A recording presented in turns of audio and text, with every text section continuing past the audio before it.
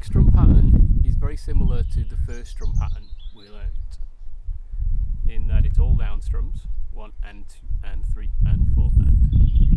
Only difference is that some of the strums are going to be louder than others, and we're going to be deliberate about it rather than randomly playing loud and quiet strums.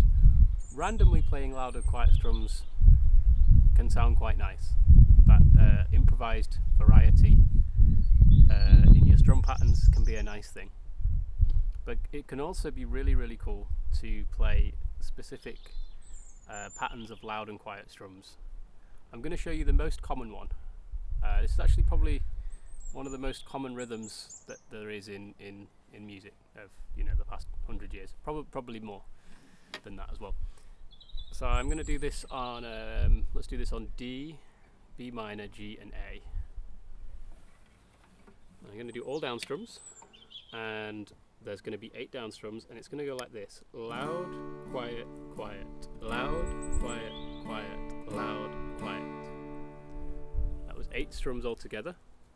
Loud, quiet, quiet, loud, quiet, quiet, loud, quiet.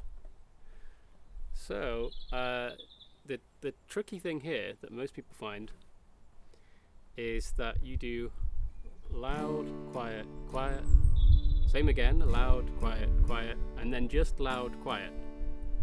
And your brain will make you want to do that extra one at the end there, because you've already gotten used to doing groups of 3. What we want is 1, 2, 3, 1, 2, 3, 1, 2. I'll loop it round on the same chord. It'll make more sense that way to hear. 1,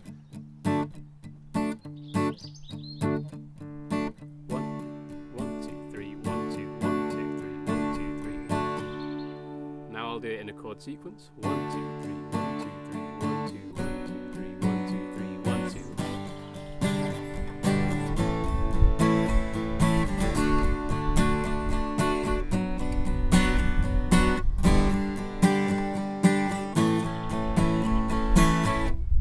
So you probably heard that rhythm then. 1, 2, 3, 1, 2, 3, 1, 2, 1, 2, 3, 1, 2, 3, 1, 2. Different people find different ways of learning that. Depending on how your brain works and how you learn things, you might have your own way of doing it. So I'll show you some that I've tested with my students, and some ways that my students have shown me that works for them, and then that seems to have helped other people as well. So one way is what I was doing there: 1, 2, 3, 1, 2, 3, 1, 2, 1, 2, 3, 1, 2, 3, 1, 2. Another way is just to get that sound in your head.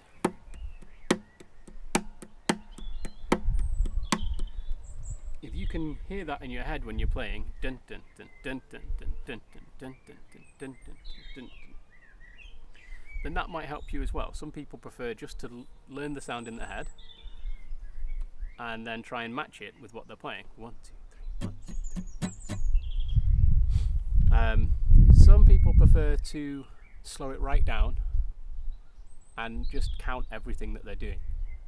Just talk themselves through the whole thing. I think maybe particularly adults, when they're learning, do it this way. They slow it right down to a point where it doesn't really sound like the rhythm, but it's in the right order, and they go like this: loud, quiet, quiet, loud, quiet, quiet, loud, quiet. I'll do that twice in a row. Loud, quiet, quiet, loud, quiet, quiet, loud, quiet, loud, quiet, quiet, loud, quiet, quiet, loud, quiet. So any of those work. Another way is because we've got 2 groups of 3 and 1 group of 2.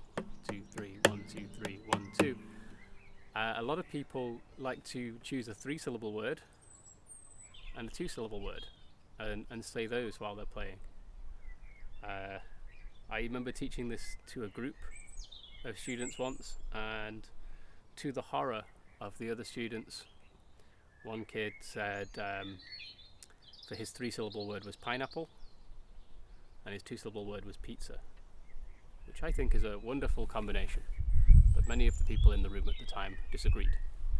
And the way he played that was like this: pineapple, pineapple, pizza, pineapple, pineapple. I do that in a chord sequence. Pineapple, pineapple pizza, pineapple, pineapple pizza, pineapple, pineapple pizza.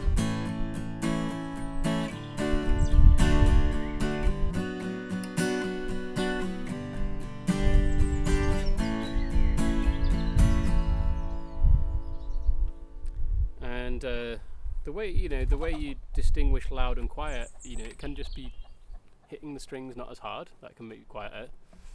Quieter can be not hitting as many strings, so I'm doing a big strum for the loud one, and then just hitting maybe just the 2 or 3 middle strings for the quiet strums. It can be, it could be play just the low notes on the quiet ones, and just the high notes on the loud ones, or the other way around. So it could be like this.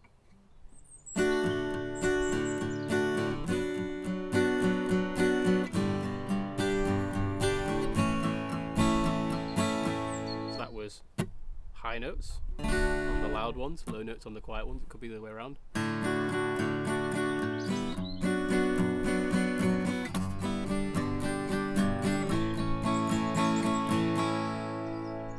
You could palm mute,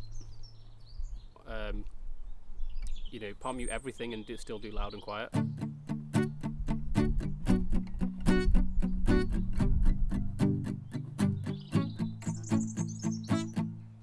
Or you could palm mute the quiet ones but not the loud ones.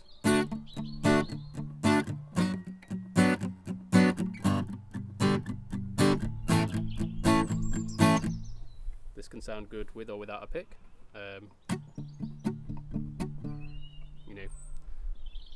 Thumb on the loud ones, finger on the quiet ones.